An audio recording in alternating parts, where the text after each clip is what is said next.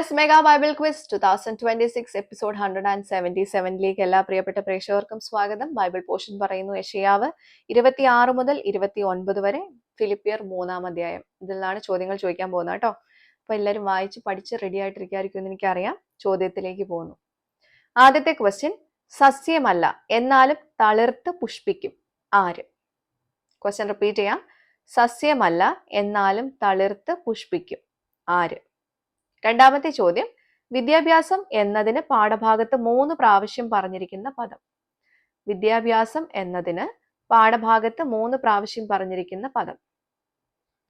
മൂന്നാമത്തെ ചോദ്യം, ഒരു അധ്യായത്തിൽ ഒരു വാക്യം 2 പ്രാവശ്യം കാണുവാൻ സാധിക്കും, റെഫറൻസ് എഴുതുക.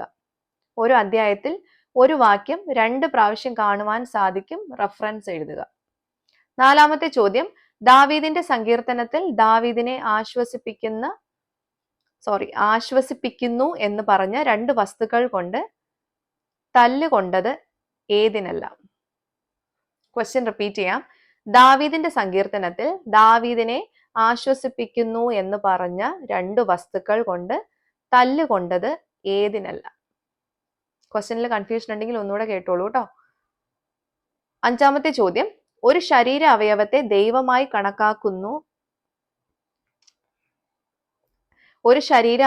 ദൈവമായി കണക്കാക്കുന്നവർ ആര് അല്ലെങ്കിൽ എങ്ങനെയുള്ളവർ? ക്വസ്റ്റ്യൻ റിപ്പീറ്റ് ചെയ്യുന്നു. ഒരു ശരീര അവയവത്തെ ദൈവമായി കണക്കാക്കുന്നവർ ആര് അല്ലെങ്കിൽ എങ്ങനെയുള്ളവർ? അപ്പൊ ഇതൊക്കെയാണ് 5 ക്വസ്റ്റ്യൻസ് കേട്ടോ. എല്ലാ ക്വസ്റ്റ്യൻസും ക്ലിയർ ആയിട്ടുണ്ടാവുമെന്ന് കരുതുന്നു. അപ്പൊ നിങ്ങൾക്ക് എന്തെങ്കിലും കൺഫ്യൂഷൻ ഉണ്ടെങ്കിൽ ക്വസ്റ്റ്യൻ ഒന്നുകൂടെ റിപ്പീറ്റ് ചെയ്ത് കേട്ടോളൂ. ഇതിന്റെ ശരിയായിട്ടുള്ള ഉത്തരങ്ങൾ നാളെ റിവീൽ ചെയ്യുന്നതായിരിക്കും.